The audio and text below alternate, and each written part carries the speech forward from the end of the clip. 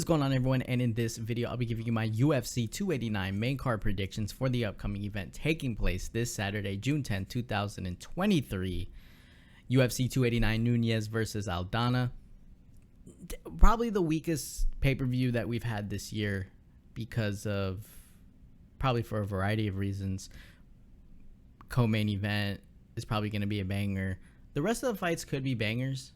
My expectations are pretty low, so I mean, pretty much anything could happen. But the main event, Nunes versus Aldana, I mean, it could be different. I mean, I don't know if we really needed to see Nunes fight Pena again, so maybe this will be more entertaining. We'll see what happens with this one. But yeah, definitely a weaker pay-per-view card, but either way, let's jump right into it.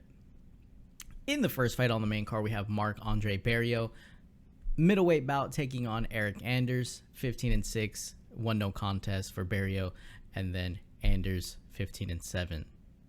So this is a pretty interesting fight just because I think Marc-Andre Barriault, he's coming into this fight where he's definitely one of those guys who can absorb a lot of damage, right? 5.18 significant strikes absorbed per minute.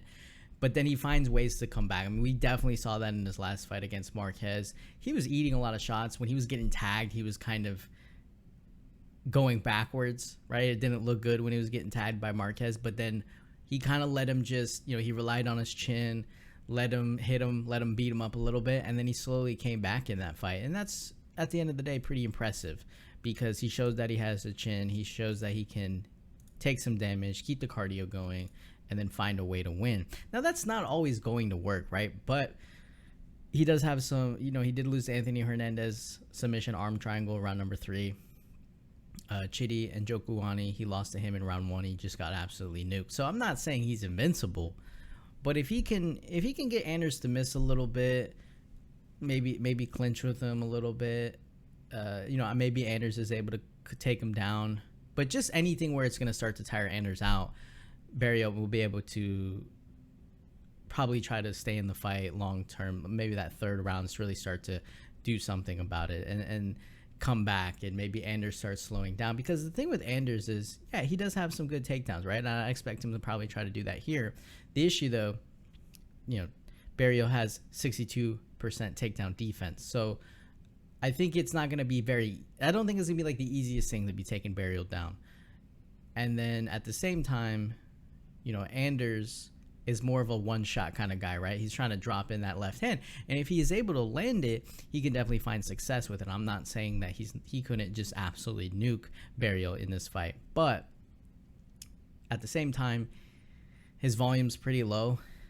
In my opinion, it's not the greatest. So you can it's not like Anders is going to overwhelm you with like a variety of combinations and stay in your face.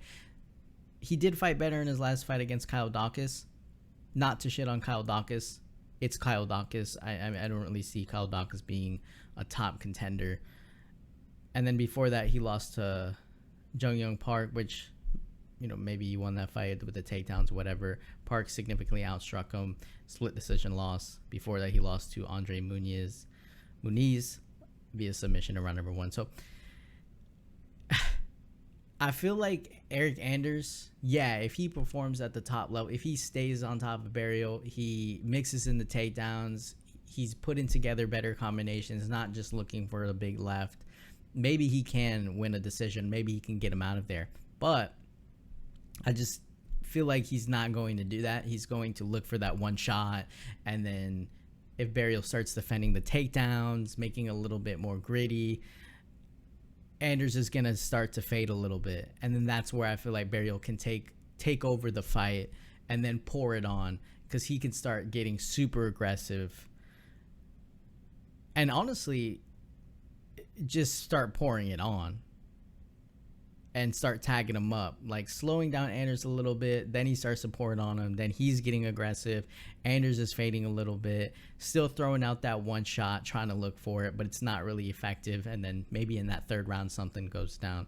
So yeah, I think Anders can win, but it's sketchy. And when it's sketchy, why not go with the other guy, right? So for me in this fight,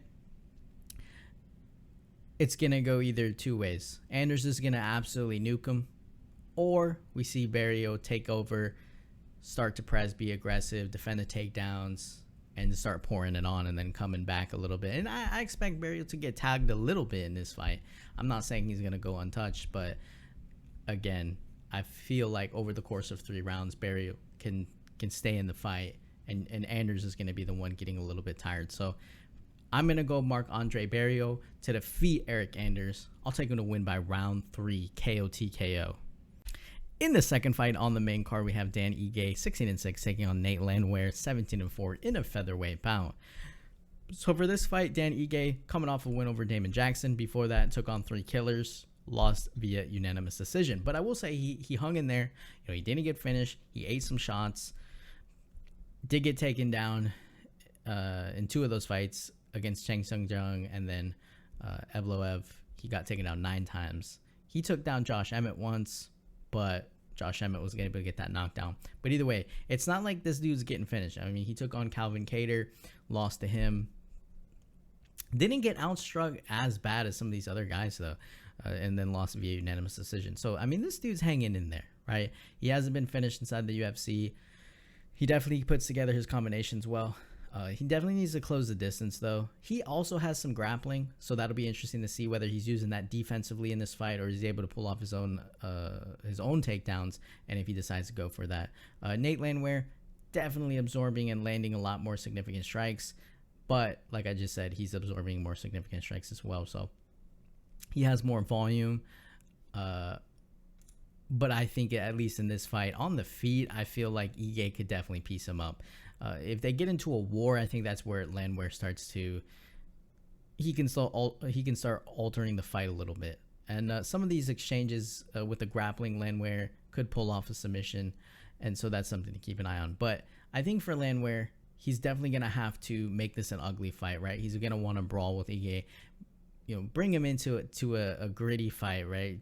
Don't make it technical, because Ige can probably outstrike him on the feet if he's able to keep putting together combinations and staying aggressive. I think Landwehr will probably be the one looking to counter. You know, I think he counters pretty well, so Ige has to be a little bit careful. But I think if Ige can put together good combinations, mix in the leg kicks, threaten with takedowns possibly, maybe he's the one able to get takedowns, I feel like he can win this fight. Like more than anything, I feel like Dan Ige can win this fight. It's just whether or not Landwehr is able to make it ugly, because once it gets ugly, Landwehr is going to start to look for things, and he doesn't mind eating some shots, obviously, to land his own shots, right? To take Ige out of his game. He breaks people down, Nate Landwehr, right? So he's coming off of a win over Austin Lingo, where, you know, he was actually eating some shots early on in that fight, but then he ends up coming back, getting a takedown, and then pulling off a submission, rear naked choke. Again, he ate some shots, started to make the fight a little bit more brawly, started landing his own shots, ends up getting a submission. That's just kind of what he does. And like I said, he can definitely land some takedowns, so it'll be interesting to see whose wrestling's better in this fight. I still think it's disrespectful to not go with Dan Ige, just because Dan Ige has fought, whether he's lost or not, has fought the better competition. He's not getting absolutely crushed by these guys as well, so it's not like he's got knocked out 4 times or something like that. He is smaller, I think, than a lot of these guys too, but man, his chin is good. He's a technical fighter. He's got decent wrestling, and he can definitely hang in there. So I think there's openings for him to light up Landwehr, but you know, obviously Nate Landwehr is a tough dude, and he can come back in some of these fights. So I mean, he did get KO'd by Julian Erosa. So, he got KO'd by Herbert Burns in his first fight as well. So we've seen Landwehr definitely go down. We haven't seen Dan Ige get absolutely crushed.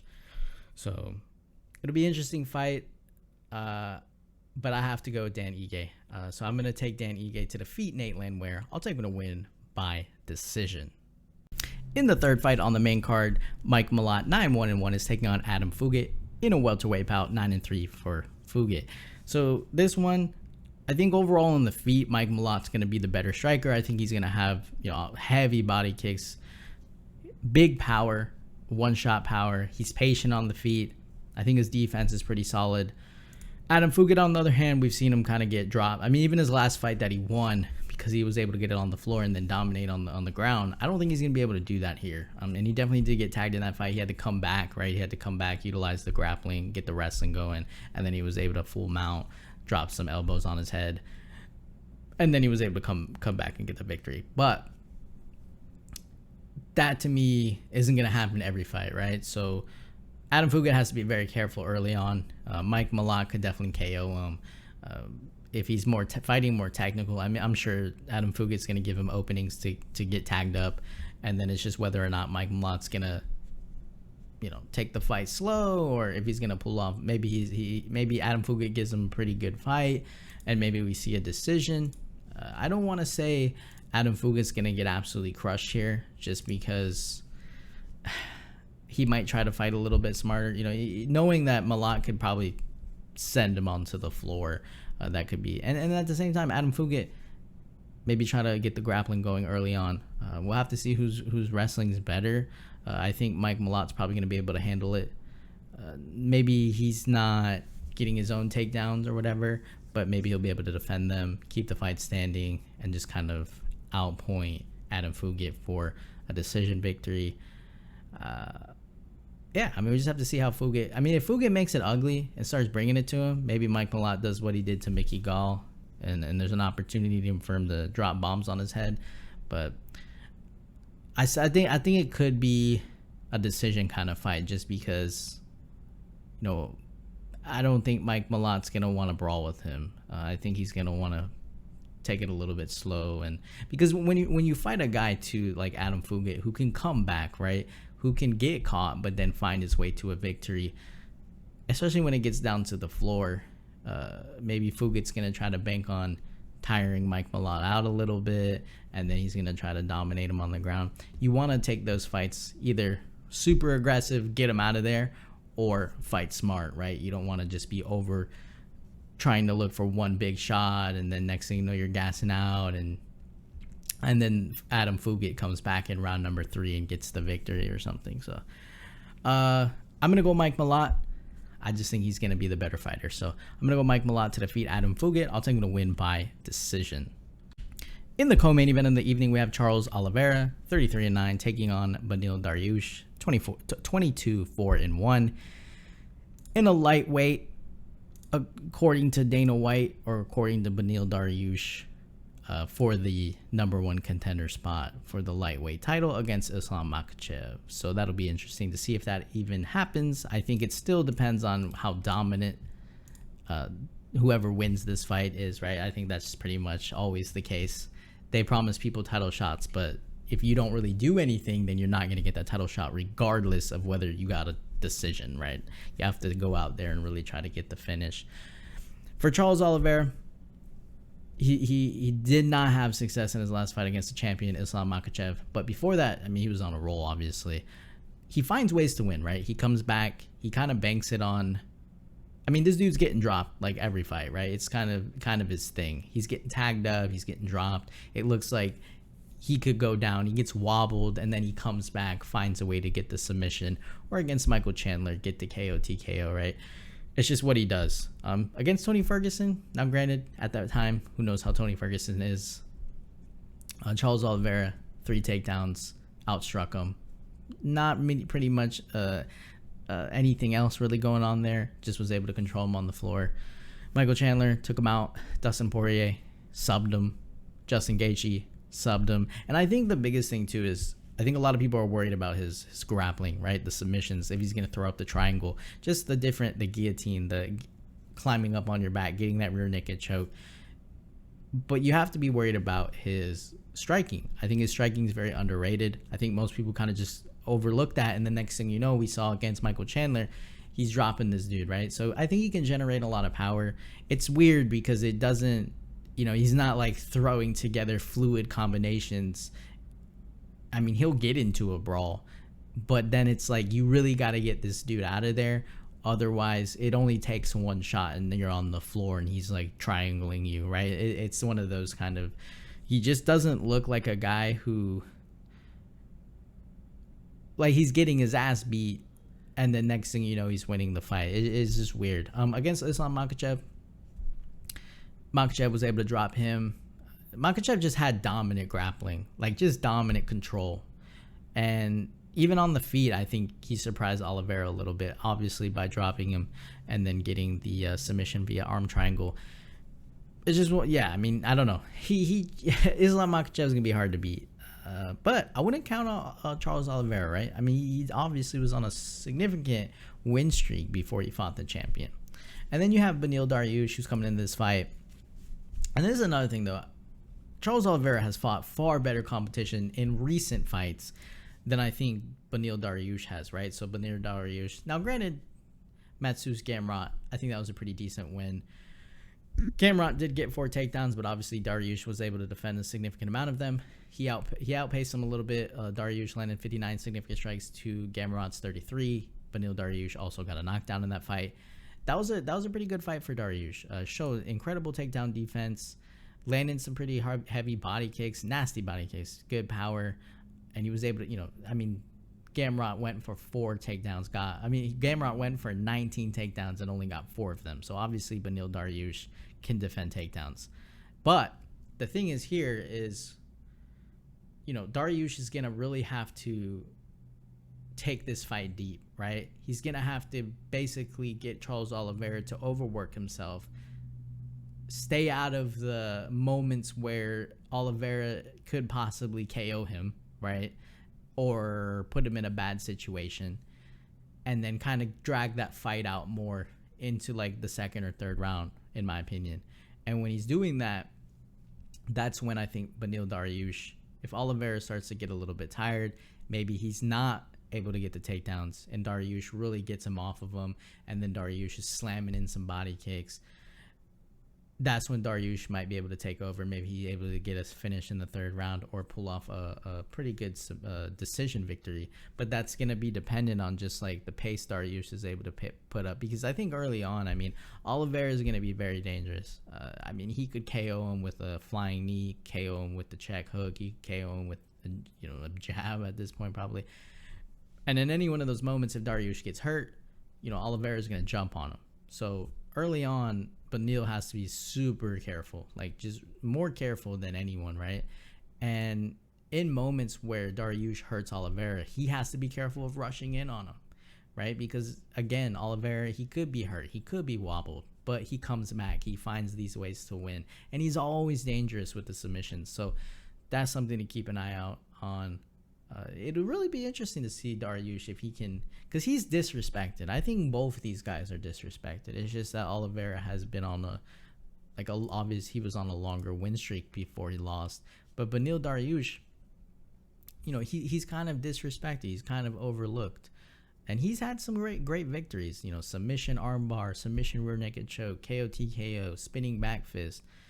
Split decision, that didn't help him. But in the past 2 fights, unanimous decision. It's just that he doesn't really talk shit, right? He doesn't get that hype going, so he kind of goes under the radar. But we see him fight against Mateusz Gamrot, who a lot of people thought was going to be maybe the next guy, and then next thing you know, he loses to him. So yeah, it's a hard fight because I could see Beneil Dariush getting absolutely destroyed early on. I'm not going to lie. But then I could also see Oliveira not finding success early on, being in a shit position, and then Dariush is slamming in body kicks, and he kind of just falls on the floor.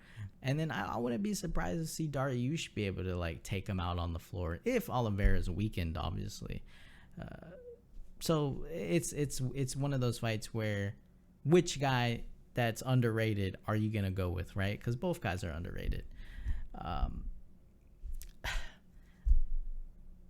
I feel like if I went with Oliveira, I'm banking on him doing something pretty early or getting a KO, which I wouldn't like I said, I wouldn't be surprised.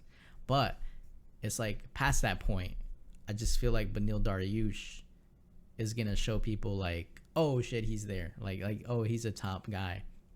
And he's, I'd like to see one of these guys get a finish, obviously. I don't know if that's going to happen. I think Beneil Dariush has to get a finish at this point. We've seen Oliveira submit everyone, right? He's doing a bunch of crazy things. So people know who Charles Oliveira is. They know he's definitely a finisher, but we don't really know about Beneil Dariush. So for him, he's going to have to go out here and do something impressive. So I'm going to go with Beneil Dariush. I've kind of been on his side. I think I picked Oliveira maybe in his last fight against Makhachev, but that didn't play out, obviously. It's going to be a close fight. This is top level MMA. So I'm going to go Beneil Dariush. I think he's got to get a finish, and I think it's going to come late if he does get one. So I'm actually going to go Beneil Dariush to defeat Charles Oliveira. I'll take him to win by round 3, KO TKO. In the main event of the evening, Amanda Nunes, 22-5, taking on Irene Aldana, 14-6 for the women's bantamweight title. Obviously, Amanda Nunes is the champion. Initially, this was supposed to be a third fight with Juliana Pena, but I think Pena, injury, whatever, so that didn't play out. And so now she's fighting Irene Aldana, which, I mean, excitement level still not really there, but I think it's interesting to see a new contender because I don't really know outside of obviously Juliana Pena hyping up that fight, which is good business, obviously, but I don't really know what would have changed necessarily with Nunes fighting Pena for the third time outside of Pena just getting that third opportunity. And at that point, hopefully she was able to make the fight a little bit more competitive. But that first fight with Amanda Nunes, I don't know if she was sick or whatever. She was able to get that victory. Submission via round number 2, and she just kind of pushed the pace. She got Nunes to basically throw everything she had at her, survived, and then slowly came back, took over, and then Pena got the victory. The second fight, Amanda Nunes looked like the Amanda Nunes that we're accustomed to seeing. 3 knockdowns, 6 takedowns.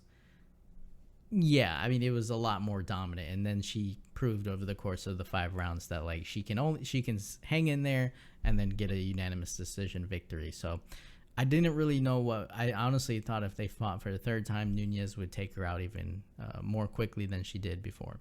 But that being said, now the fight is different, right? So you got Irene Aldana in this one, and Irene Aldana, similar weight, similar size, basically 5'9" to Amanda Nunes 5'8", similar reach, basically. Irene Aldana is more of a striker, so that's kind of interesting to me. But we've seen Amanda Nunes fight other strikers.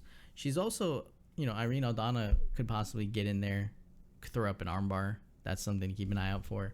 I still think Nunes is probably going to be better than her on the ground. I think we've seen Irene Aldana obviously be in some, even against Macy Chiasson, she ended up taking Aldana down 3 times, and some of those spots were pretty bad. I don't know if you give those positions to Nunes, I'm not really sure that Aldana is going to be able to get out of them, right? I think Nunes would maybe be able to submit her, and that, again, it's all cool on the feet because you can land shots or you can land a big shot, but once it gets to the floor, if Amanda Nunes is taking your back or mounting you, it's not going to be a great time.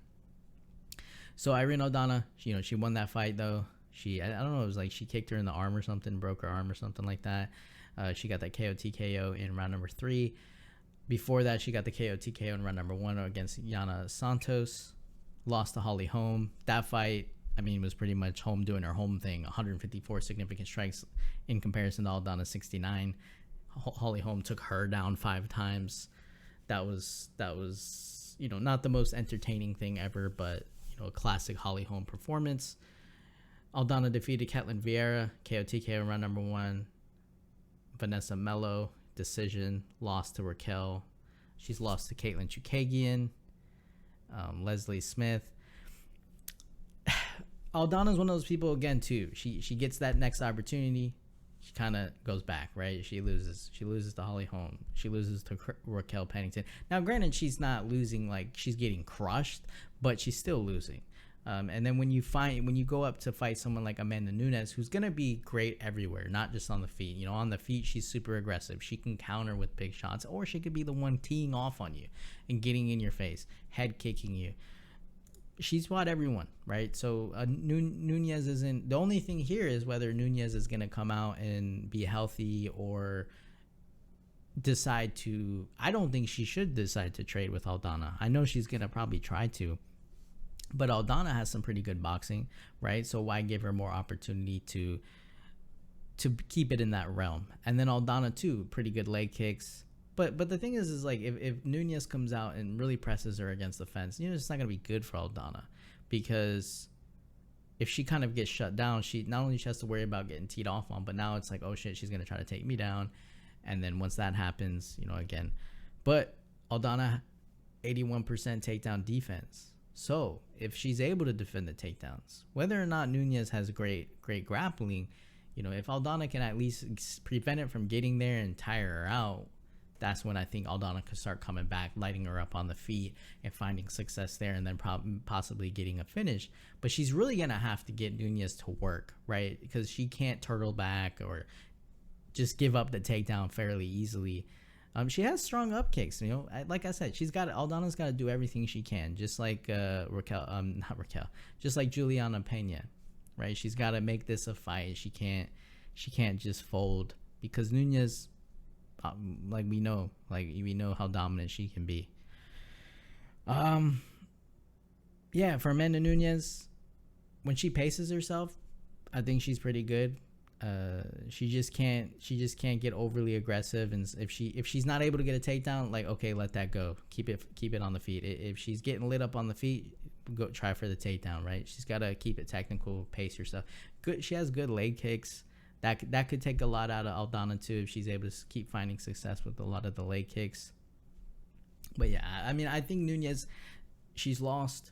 She knows what it's like to have her ass beat, essentially. So she's got to come back and close this. I don't know what she's gonna do after this. I mean, if she wins this fight dominantly, I mean, fight Juliana Pena for a third time? Really don't know if that's necessary to do that at this point. So Irene Aldana has a good opportunity. You know, obviously being a Mexican, she has the opportunity to be another Mexican champion, and I think she can make this fight competitive. It's just, again, I think on the feet it can be super competitive, but I'm not liking that Aldana has been taken down by some of these other fighters, and you know, I just don't see me personally. I mean, she does have some good, she does go for some submissions. I mean, against Macy, she went in for 2 submissions. So yeah, but again, you're fighting Amanda Nunes. So Amanda Nunes, she's gonna take your back, and she's definitely gonna try to go for that finish. So Aldana's gonna have to do a lot, and I don't know. I don't know, but crazier things have happened, honestly, at this point. This division is just like, when you have a champion just keep fighting the same people or running through a division, it's just anyone's game at that point, because it's just whoever the next contender that they kind of don't take seriously could be the one to get the knockout, to get the submission. You know, we saw that Valentina Shevchenko, right? You make one little mistake and it's all over, and then a new champion. So it could happen here. I just don't think it will, because of a Nunes grappling, and when she gets it down, she's really gonna go for it. So I'm gonna go Amanda Nunes to defeat Irene Aldana to retain her title. I'll take her to win by round 2 submission. So that'll do it, guys, for my UFC 289 main card predictions for the upcoming event taking place this Saturday. It's gonna be an okay card. It's not gonna be the best card. It's gonna be an okay card. Hopefully some of the fights live up to some hype, or maybe they surprise us. I think the co-main event is going to be a banger. I think it's a pretty good fight.